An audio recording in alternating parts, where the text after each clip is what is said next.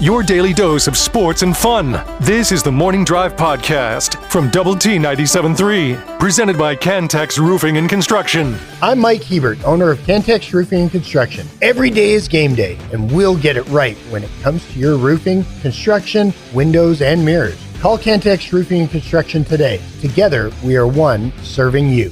It's really crazy what college football is going to look like as we're kind of moving forward. We'll discuss that a little bit. 6:45 this day in sports history, and we'll give you a lucky local winning word. Somebody's going to win $500 today from us. Could be you, but won't be you if you don't get signed up to win and participate. Go to doublet973.com for that. It's all brought to you by Double T 97.3 in the home zone. The Morning Drive on Double T 97.3. Hey, good morning. 6:32 and some change with Jamie Lent and Jeff McGuire. I'm Chuck Heinz. We have a couple things here from the Yates Flooring Center chat line. Chuck, I'm headed to the 806 for the weekend. What do you think the chances are of catching a ride with Jamie and Hacks, or maybe Pepsi Man is driving through? Dan in Dallas. Yeah, I'll be driving back Sunday morning after the Saturday night Big 12 championship game. Okay. And you're welcome to, just stick your thumb out, and I'll stop and pick you up, Dan. Okay. Would he have to like identify himself with, hey, it's Dan in Dallas, or would you be able to recognize him as you're driving by? I think I would recognize him. Okay. Yeah. Okay. He would have to be able to identify himself as someone that's not going to talk very much.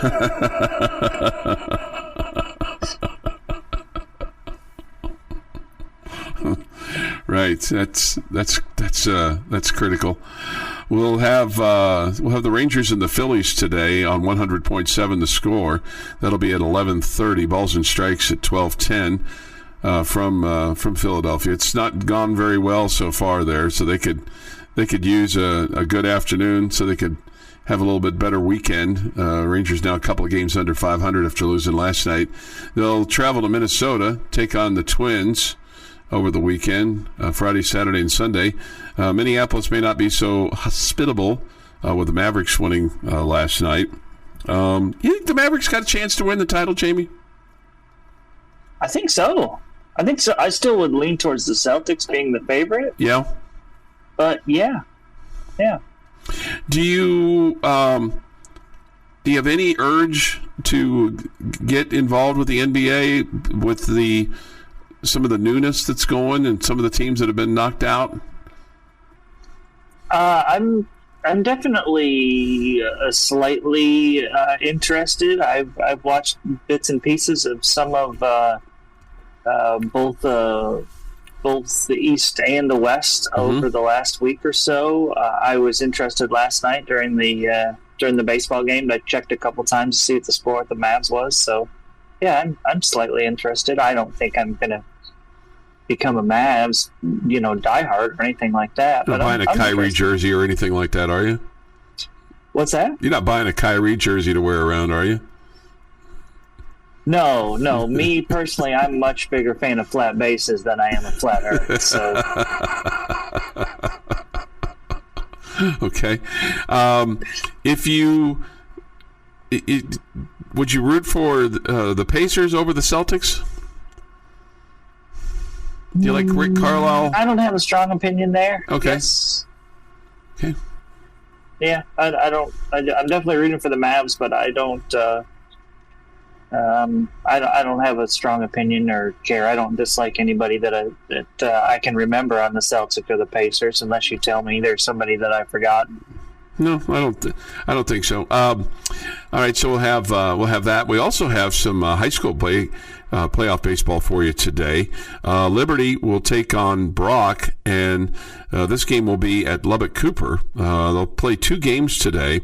We'll have the games for you on 93.1 Texas FM. They get underway at 3 o'clock this afternoon, and then game 2 will follow at about 4:30 or 30 minutes after, I would presume, and then game 3, if necessary, would be played on Saturday. So that'll be at 2 o'clock. And And so we'll look forward to that. Maybe Liberty can knock out Brock today. And then Lubbock Cooper will get underway tomorrow against Grapevine, and they'll play those games at Graham. They'll play Friday night at 7. We'll have it on 100.7 The Score. And then Saturday afternoon, Game 2 is at 1. And then Game 3 would follow if necessary. So that's the high school schedule for you. It's obviously winding down. And then the Red Raiders are in action this afternoon, 3:30. The broadcast time and 4 o'clock first pitch. Hey, Jamie, the national championship's getting underway in California for the Red Raider golf team. It'll be played at La Costa, and they'll play the North course. Here's how it works. They'll play today, tomorrow, and Saturday, and so each team is guaranteed 54 holes. And then they go to match play, and so the top. Let's see, Fridays. Yeah.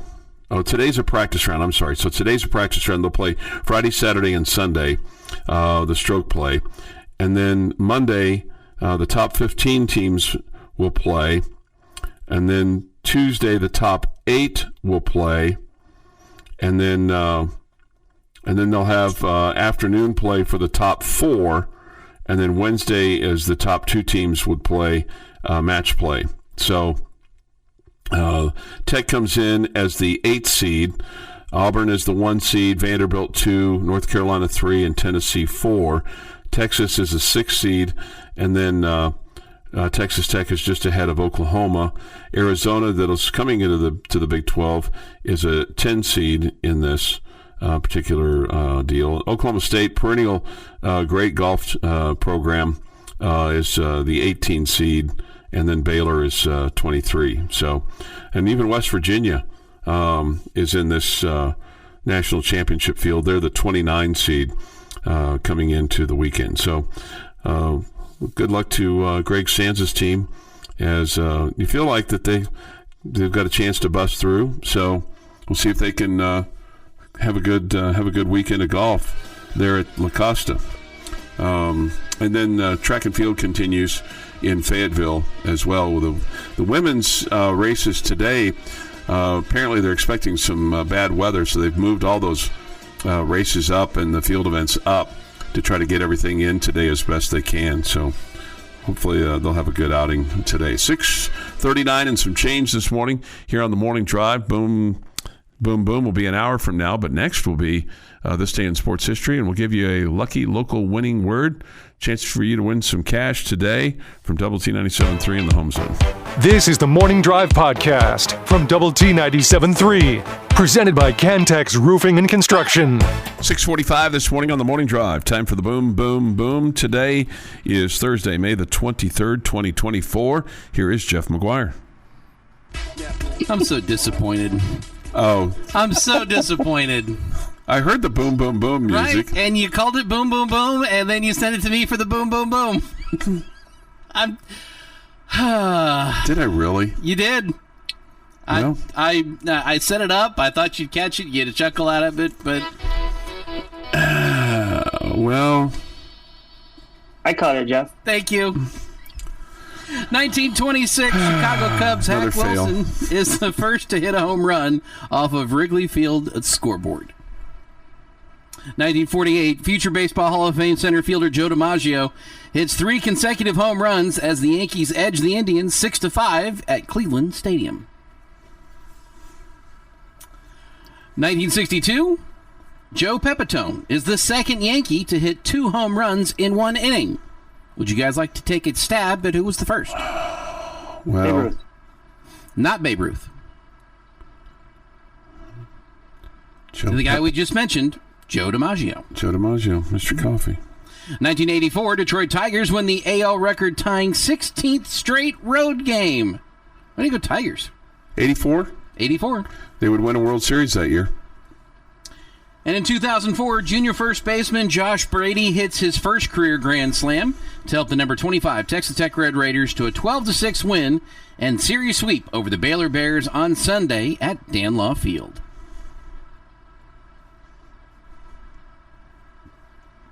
It is National Taffy Day, boys. Not a fan. I mean, I don't love it or whatever, but I'll eat a little bit of it. Yeah, that's kind of where I'm at. It's always enticing, but then when you get it in your mouth, you're like, oh, why did I do this? Because it just gets all over your teeth. Happy birthday to Jewel, who turns 50 today. Drew Carey, 66. Aaron Donald, 33. Joan Collins, 91. Ken Jennings is 50. And Jamie's favorite baseball manager, Buck Showalter, is 68 today. That was rude. He's done, isn't he? Isn't he managing in Japan? I wouldn't be shocked if he managed again. Okay. And on this day, 1945, Heinrich Himmler, chief of the SS, assistant chief of the Gestapo, and architect of Hitler's program to exterminate European Jews, dies by suicide one day after being arrested by the British. And that is this day in sports history. That was just an epic fail there. Time for the lucky local winning word here on this Thursday, the 23rd day of May at 6:45 in the morning. Your chance to win some money from us in the home zone as we're making your house a home over there at 50th in Indiana. They are anyway. You don't want Jamie and Jeff and I to make your house a home. We'd probably make your house a mess. Today's lucky local winning word at 6:49 is nationals. Nationals, Nationals, nationals, as in the Washington Nationals. Okay? So go to doublet973.com, get that entered in. You could win today. You could win $500 like Mary Rosales did the other day.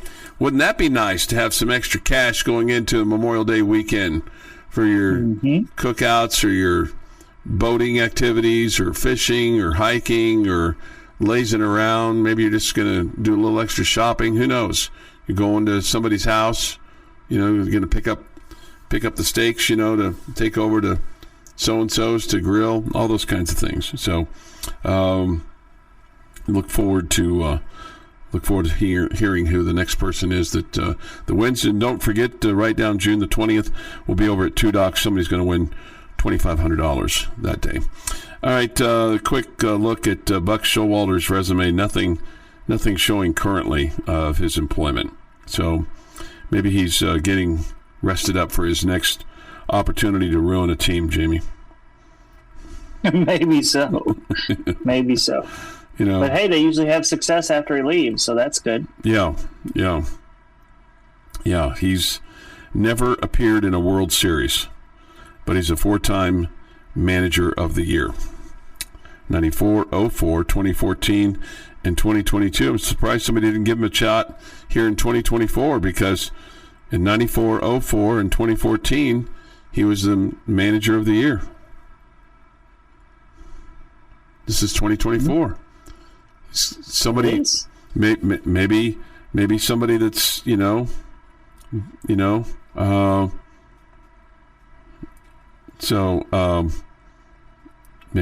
some team out there that's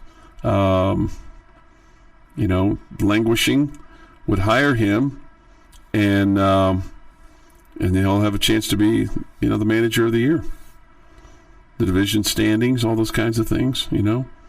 You look at the standings right now. Who would be a candidate for firing somebody? Hey, maybe the White Sox. I don't think they had super high expectations to begin with. Okay, and we did that last year. Okay, maybe the Rangers, since they're 2 games below 500. Yeah. Maybe the Reds. They're eight back in the Central. Colorado, they're 15 back. They've won 16 games. Just 16 games. Miami's only won 17. Heck, the Rangers have won. Well, they're 24 and 26. Rangers are only 3 back of Seattle. and right now, unfortunately, they're only 2 up in the loss column on Houston. Houston's 22 and 28.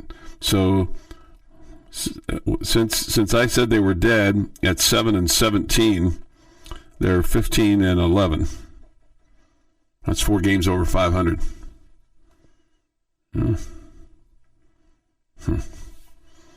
Not too shabby.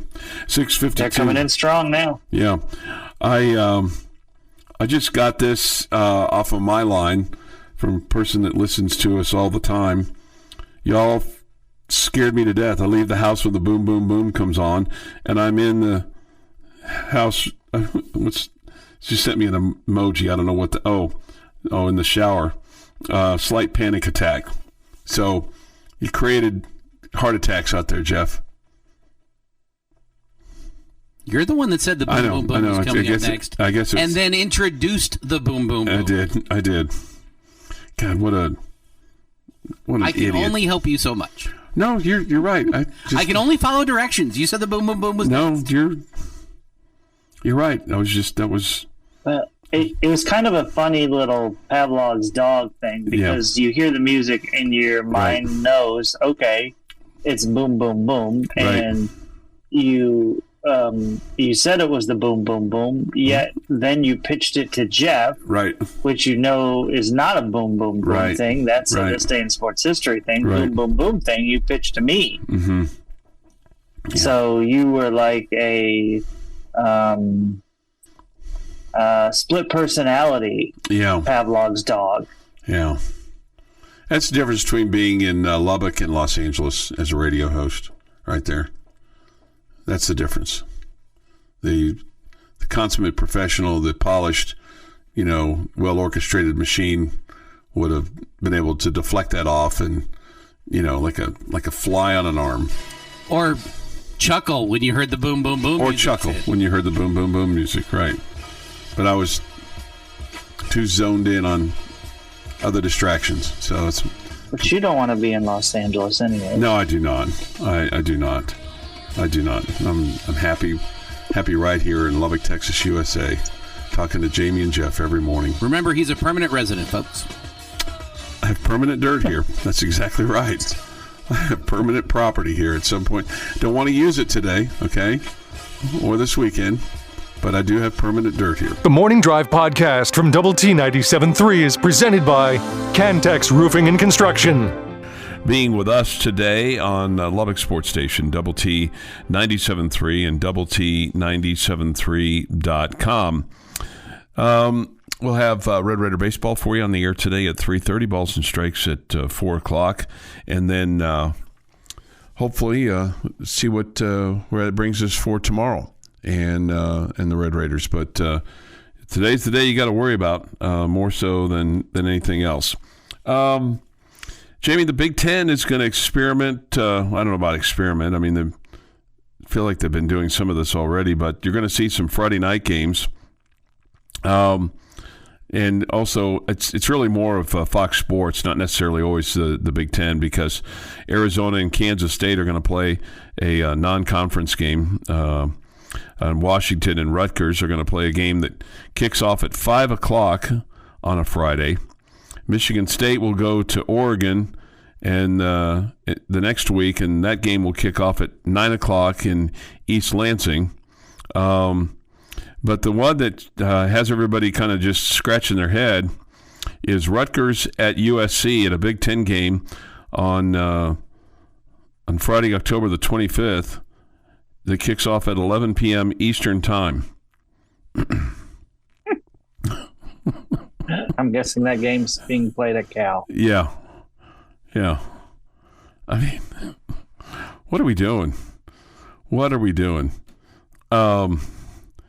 So, I think we know what we're doing. Yeah. It's all about the Benjamins, right? I hate that.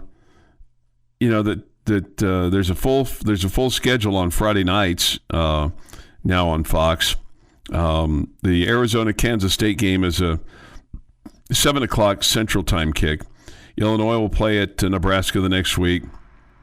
Washington at Rutgers at 7 p.m. That makes a lot of sense, although it's going to be 8 p.m. there on the East Coast for the Rutgers faithful. Michigan State will play at Oregon. That'll be for Michigan fans. That'll be a 9 o'clock start. But that game where it's Rutgers at USC at 11. But just the whole interference with Friday night. There'd been kind of this, hey, Friday's high school football and Saturday is, college football and Sunday's NFL football. But those, whether they were gentlemen agreements or just understandings, or those are long gone. But you get that everywhere in the country they don't play on Friday nights, right? Yeah. No, I know, because there's Thursday night games obviously, and Thursday afternoon games and Friday afternoon games. We see that here, and some of that's related to scheduling of stadiums or even officials. I think on the East Coast they play more Saturdays than the high school football than they do Fridays. Okay. So yeah, I don't have a problem with this at all. I don't really. If you want to watch high school football, then go watch high school football. Mm-hmm. If you want to watch a Big Ten game on Friday night, watch the Big Ten game on Friday night. Yeah. I mean, it just doesn't seem like an issue. Okay. I mean, I'm not raising it. I'm not outraged by it. Nobody's making you watch them. I mean, no. It's only a small amount of the population that goes and watches high school football games too. No, you're right. And everybody's trying to carve out an audience. I mean, look at what the Fox folks have done with the 11 a.m. kickoffs that we used to. I don't care for them. I know that you like them, especially for the home games. But man, they've carved out huge audiences for them, and now it's like, instead of having the primetime game, the 11 a.m. game may have more eyeballs on it, and whether it's ESPN or Fox or NBC or whomever, getting the day started with a big game. The thought is, can you hold the viewer for the next game and the next game and the next game? And sometimes people are going to go, well, I'm watching. My team's going to play over here, so I'm going to flip over here. I'm not just staying here just because you had this really good game. So it doesn't always work that way. As a football fan, I mean, and I do go to high school football games. If I'm not at a high school football game, then I love the fact that there's a college football game on Friday night. This from Syntax Inc. The 47 Rutger fans don't care how late the games are played. They're happy to even be televised. Okay, that's probably some truth to that. Probably some truth to that. This had a nephew that played high school football in Maryland, and they played on Friday nights. Okay, well, yeah.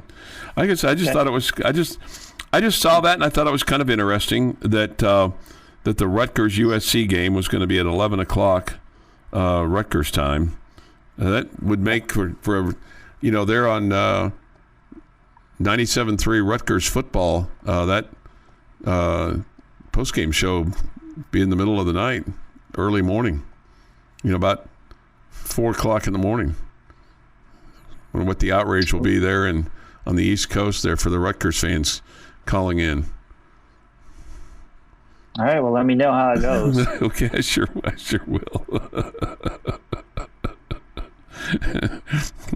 I sure will. So, anyway, we don't have that necessarily to worry about here. Although I'm curious what the schedule is going to look like, and the game times and all those things. I mean, we know some of it already, but once we get into Big 12 play and things like that, it'll be fun to kind of see how that will transpire.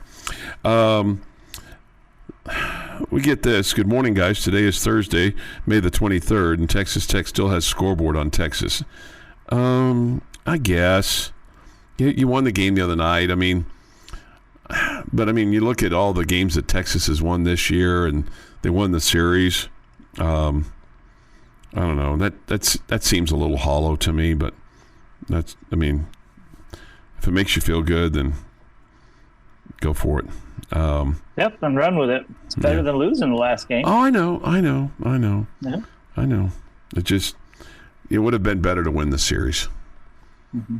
You know, would have been better to win the football game. Would have been better to win the basketball game. And everything else that they seem to have won. Good riddance. Go off. It would have been better to show up for the football game. Sure.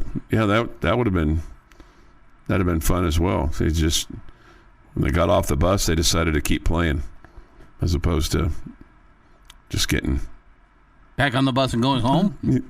Well, I mean, just maybe with a little more oomph when they got off the bus. How about that? I'm sure that they gave it their best. I'm sure that they didn't just, oh, well, we're going to walk into this sold-out stadium. We're defeated.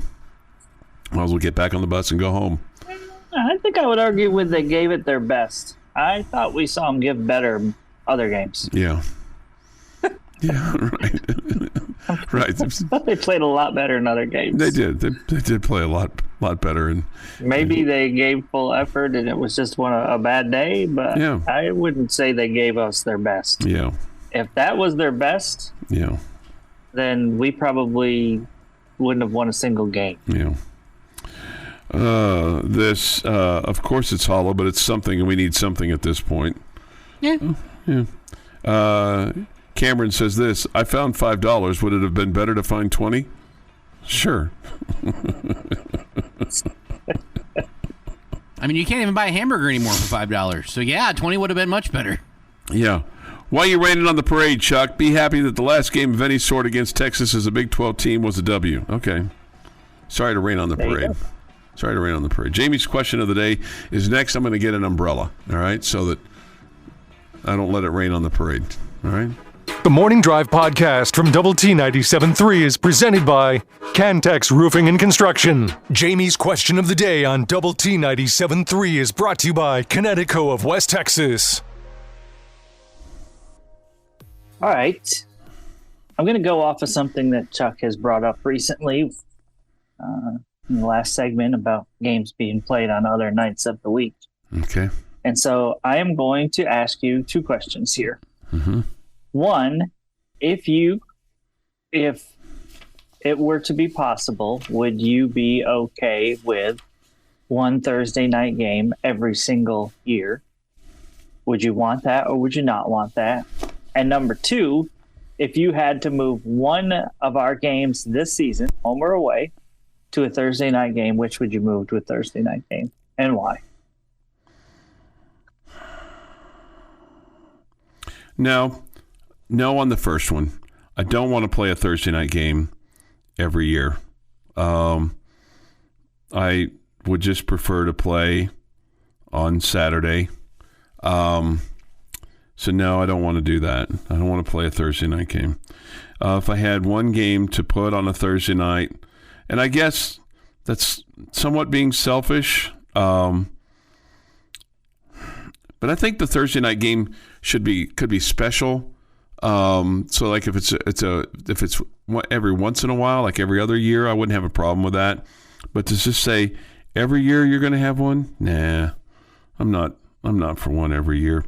Okay, this year, if I'm looking at it, I think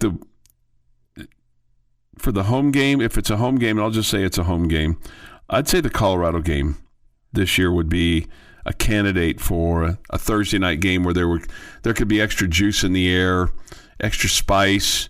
You know, folks get excited because Dion's coming to town, and you could show off your new south end zone and all that kind of stuff, and you could have a little electricity in the air. Okay. I would be for one Thursday night game a year with the caveat that everybody in the conference also has one Thursday night game a year. It's not just Tech is doing it and nobody else, like one other team does because it's who Tech plays kind of thing. But if it was part of a conference-wide, everybody has one Thursday night highlighted game, and every other year you're either home or on the road for it. I'd be completely in favor of that. that it or if it was maybe you'll be home twice and then on the road. However, if it's balanced across the conference, I have no issue with it whatsoever. And I'm even okay if there were multiple Thursday night games in the Big 12, depending because of how expansive your coverage area is now. I think you could pull some of that off with an East game and a West game, with West Virginia hosting and now Arizona hosting. You can get a game in 2 games on a Thursday night. Both of them are night games, which is what the benefit of this Thursday night scenario would be, that you're guaranteed a 6 o'clock kick at that point. The game I would want to be this year, I want Arizona State. That's your first Big 12 night game. That's your first Big 12 home game with the new stadium. Okay. Make that a guaranteed night game. You get all the excitement all week long. You get to show off your stadium when everybody's watching. That would be the one that I would pick. Okay. I think Jeff's making all sorts of sense on all that. He is, definitely agreed with everything you said about the schedule as far as wanting other teams in the Big 12 to also be playing one. As a matter of fact, I think the Big 12 should have a game every Thursday night, because those are the games I'm most interested in. So if there's a Big 12 game on Thursday night, I'm going to watch it over whatever Thursday night NFL or Thursday night ACC, SEC, whoever's battling. I'll watch the Big 12 team play. So I would love to see one Big 12 game every single Thursday night. And if you're talking about, fighting for ratings and all that good stuff, when you're battling so many different games on a Saturday at any time slot, I feel like it makes sense to move one to a Thursday night primetime game. So I would be in favor of that. What's your game for this year?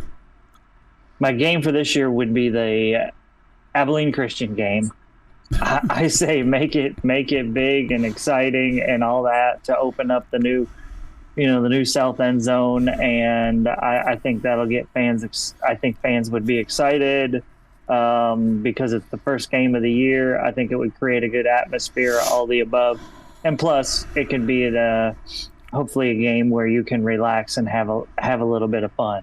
If it gets to be a blowout in the fourth quarter, you can head home early on a Thursday night. Yeah, the other problem with the Thursday night, and some people are going to go, oh, yeah, well, whatever, is it does hurt our local economy to have the games on a Thursday night, because you have fewer people that are coming to town to spend the night. They may only spend the one night here and then be gone. It hurts things around campus activities and stuff like that. But all of those things are being sacrificed and have already been sacrificed for television packages. So. Don't worry.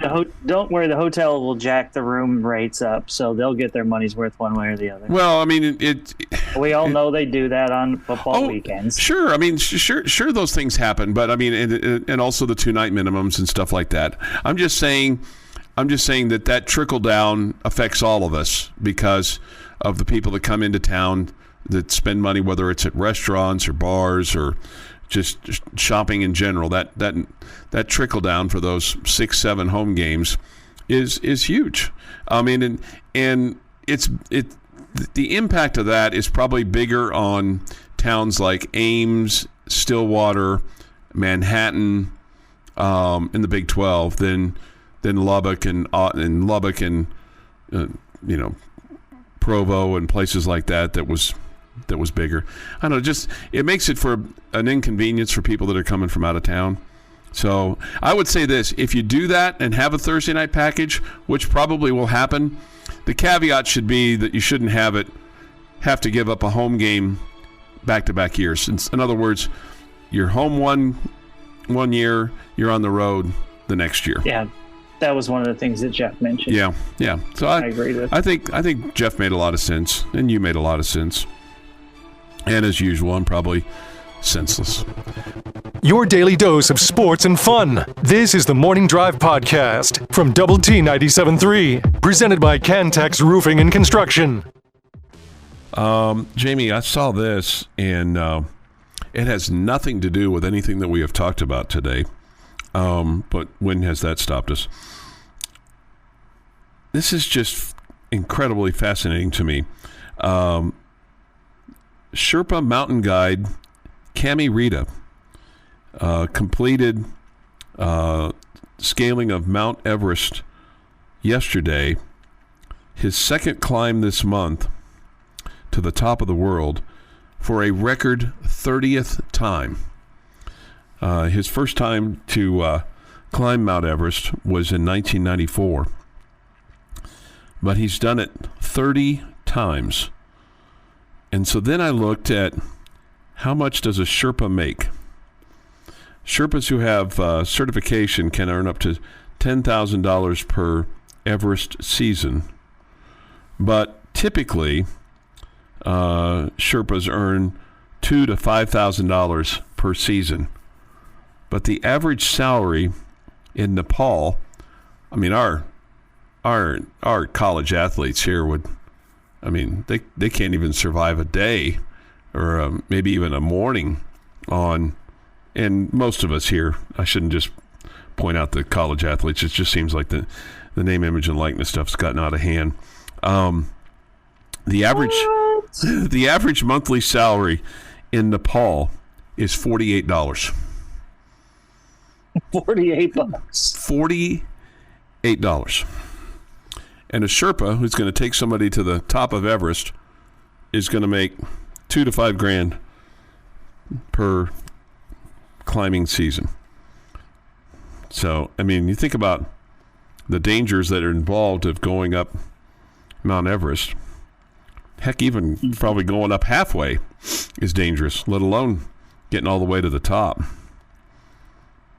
Man, that's crazy. Doesn't make you really want to do that, does it? No, it does not. Yeah, it does not. Man, it's just kind of. I saw that last night when I was, putting together stuff for today's fine radio program, and I thought, man, I thought you would be interested in that because of the hiking and things along those lines. That's pretty cool to think that he's done it 30 times. Yes. When for like these expert mountain climbers, once is like a lifetime achievement award, and this guy's done it like 30 times. I've been here before. Yeah, I've been here before. Yeah, I've been here before. So hey, if you and I'm not trying to do the post-mortem on the season, but I'm just kind of curious, if you had to pick an MVP for the Tech baseball team right now, who would that be? MVP for the Tech baseball season. I probably would go with Josh Sanders. Okay. What about like for an everyday player? Who would be the everyday player of the year? Probably would go with, man, it just feels like McGee, Cash, Woodcox, Green, all there but Bizzell together. I don't think any of them has stood out so much more than the others. I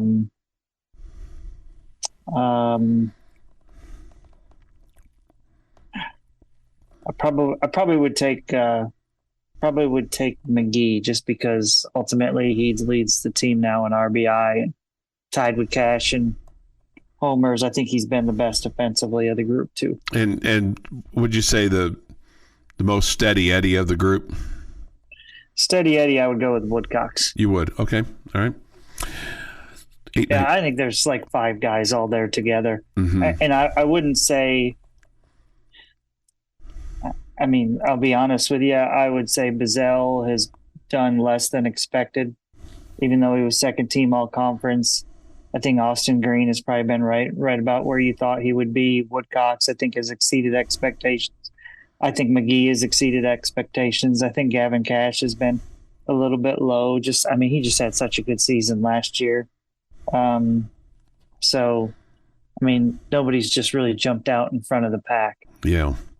And that's part of the problem. I was just getting ready to ask you, is that part of the problem not been that dude that carried this team through stretches of the year? I mean, Damian Bravo did early on, and he is just fallen off the map just ever since the wrist injury. Just hasn't been the same guy.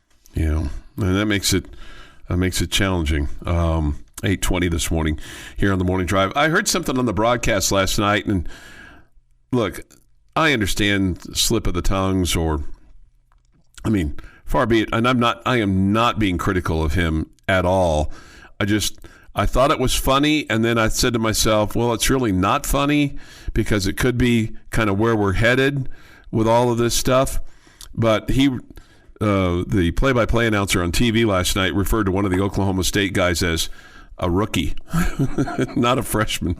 And I was like, well,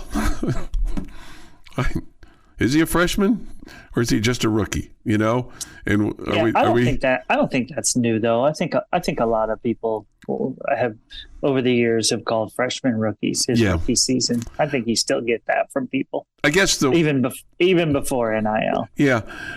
I guess it just kind of struck me as it's just like, well, they're pretty damn close to professionals now, so referring to them as their classification has gotten harder and harder with COVID and year-round school and how many years of eligibility they have left, because it used to be pretty simple: redshirt freshman, sophomore, junior, redshirt senior, whatever. Now you got 6-year. Now you got grad student. Now you got God only knows what, right? So, they're getting paid to play a sport. Right. I don't know how you don't call them professionals. Right. So, anyway,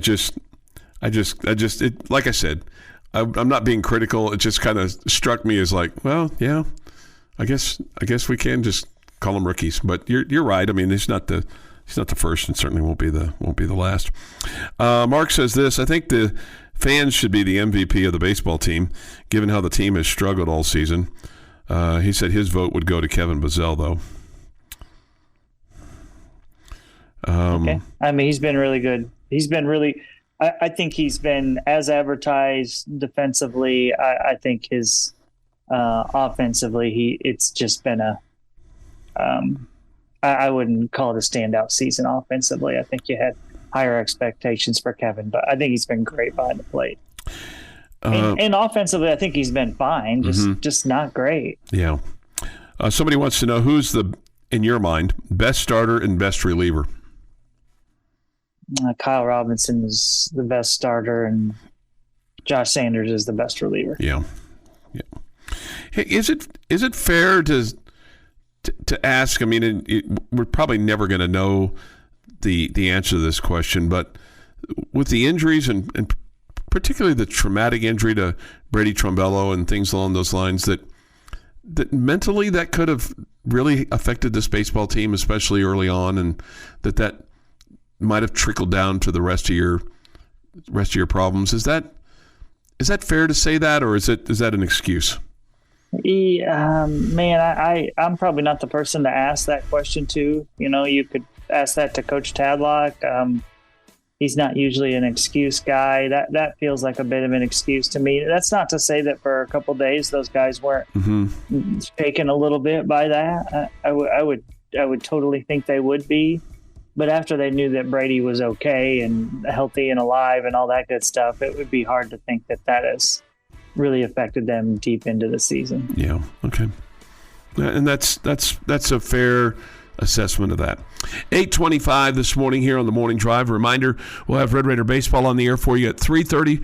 Balls and strikes, as long as its schedule stays on tap at 4 o'clock today from Arlington. It's an elimination game today. This has been the Morning Drive podcast, presented by Cantex Roofing and Construction. Check out our library of Double T 97.3 podcasts at doublet97.3.com.